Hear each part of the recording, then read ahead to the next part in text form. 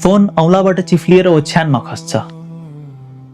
तिमी त्यसलाई तुरुन्तै समात्दैनौ। छततिर हेर्छौ धेरै बेर। मेसेज पठाएको 6 घण्टा भइसकेको छ, रिप्लाई छैन। फोन फेरि उठाउँछौ, च्याट खोल्छौ। यार कस्तो छ तँलाई? त्यही मेसेज, त्यही ठाउँमा, तर तल केही छैन।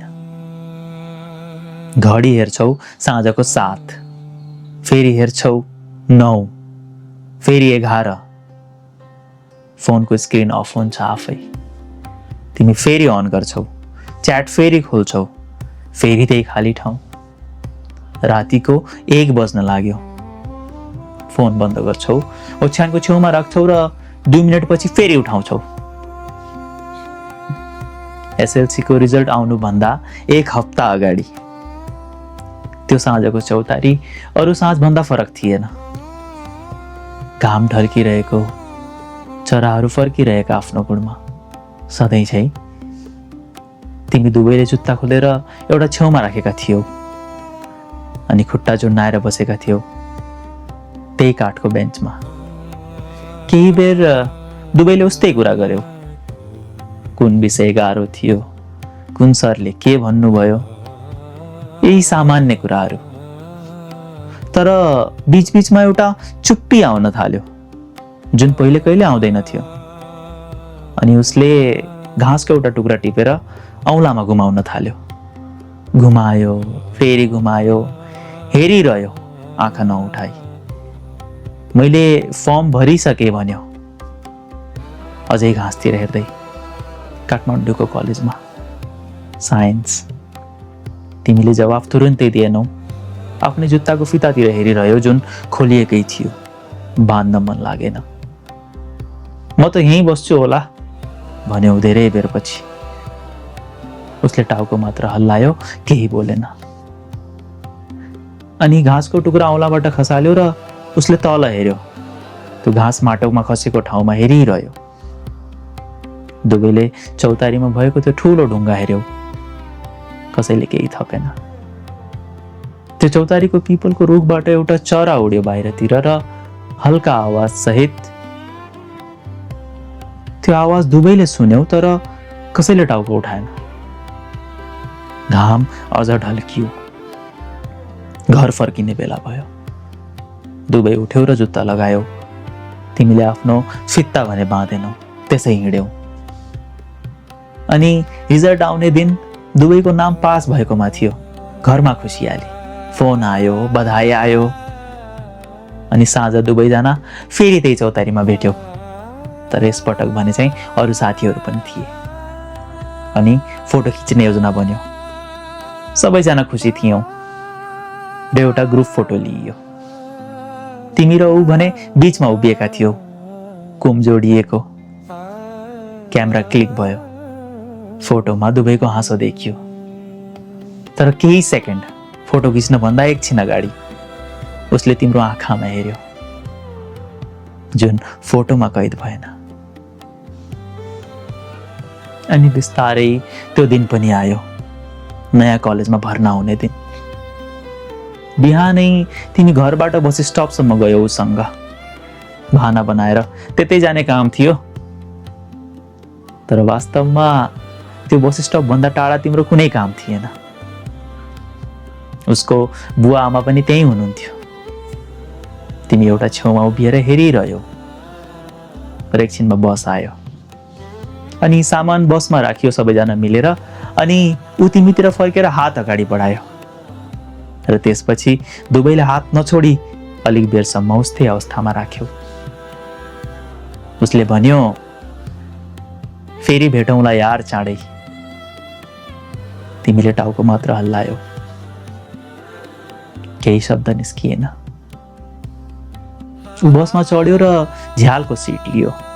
अनि झ्यालबाट हेर्यो र हाँस्दै हात हल्लायो।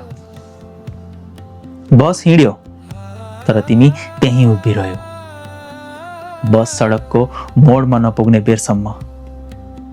र बिस्तारै एउटा सानो थोप्ला बन्यो। र त्यसपछि तिम्रो दृश्यबाट ओझेल भयो।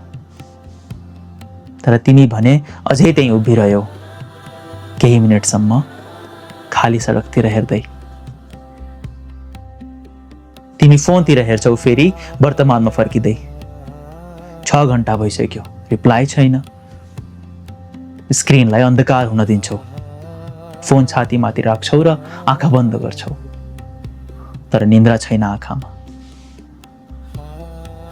धेरै बेरको प्रतीक्षापछि त्यो फोन बज्छ।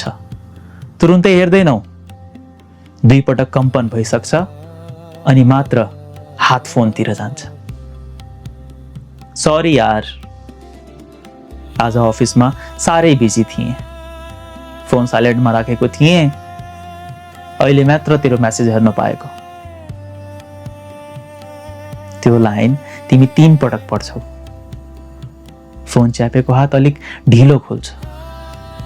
तिमी ओछ्यानमा उठेर बस्छौ, भित्तातिर सिरानी राख्छौ र आडिस लगाउँछौ। फोन 2 हातले समात्दै नजिकबाट हेर्छौ, मानौ नजिकबाट हेर्दा त्यसको जवाब अलि छिटो आउने होस्।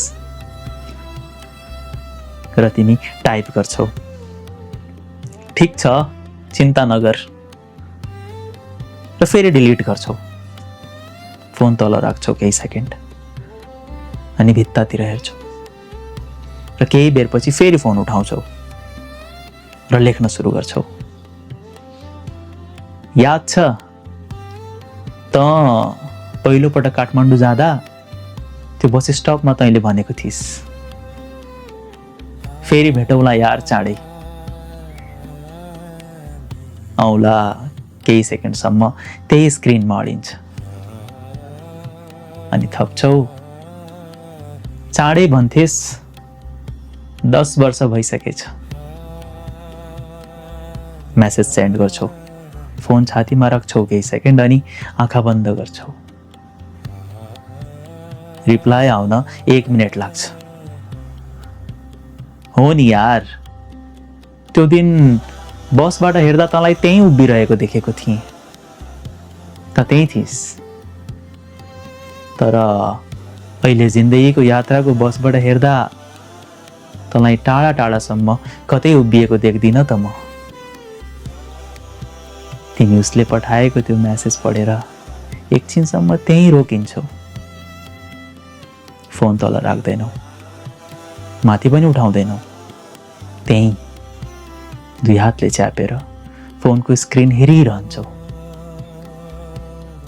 अलिक बेरपछि तिमी त्यसको उत्तर लेख्न सुरु गर्छौ, फेरि रोकिन्छौ, फेरि सुरु गर्छौ। जिन्दगीको यो यात्रा सकिएपछि फेरि अर्को बस स्टप पनि आउला नि त। एकछिनपछि तिम्रो स्क्रिनमा टाइपिङ देखिन्छ, फेरि मेटिन्छ, केही सेकेन्ड फेरि केही देखिँदैन, फेरि टाइपिङ देखिन्छ, फेरि मेटिन्छ। तिमी फोन हातमा राखेर पर्खिरहन्छौ जवाबको।